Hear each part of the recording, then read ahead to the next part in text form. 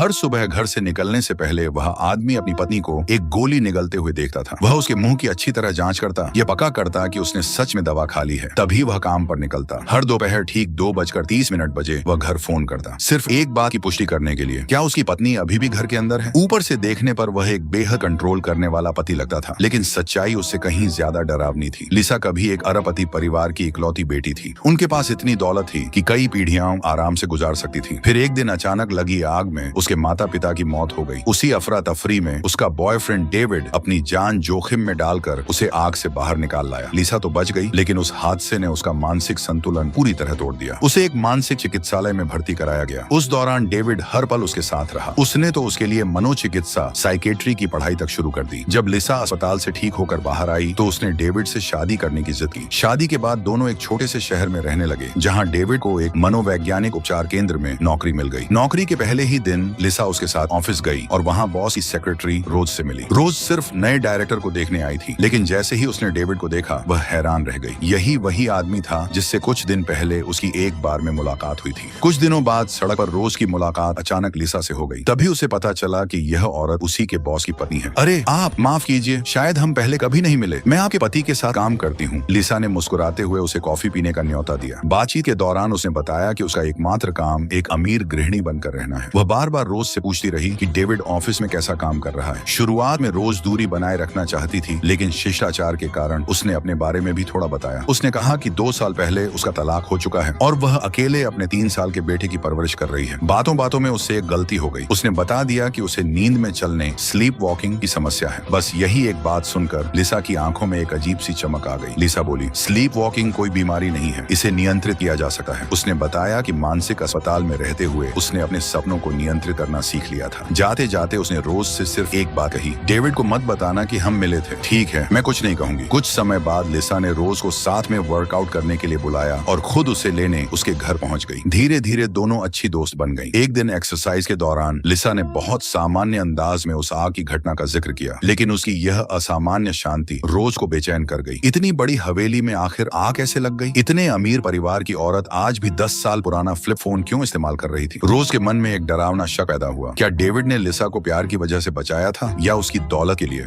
दोपहर के खाने के समय घड़ी धीरे धीरे 2:30 की ओर बढ़ रही थी। लिसा अचानक घबराने लगी। उसने कहा, अगर डेविड ने अभी तक फोन नहीं किया तो वह बहुत परेशान हो जाएगा। अब रोज को पूरा यकीन हो गया कि उसका बॉस सिर्फ जरूरत से ज्यादा ख्याल रखने वाला पति नहीं था। खाना खत्म होने के बाद लिसा ने उसे एक नोटबुक दी। उसके अंदर स्लीप वॉकिंग और सपनों को नियंत्रित करने के बारे में बेहद विस्तार से लिखा हुआ था।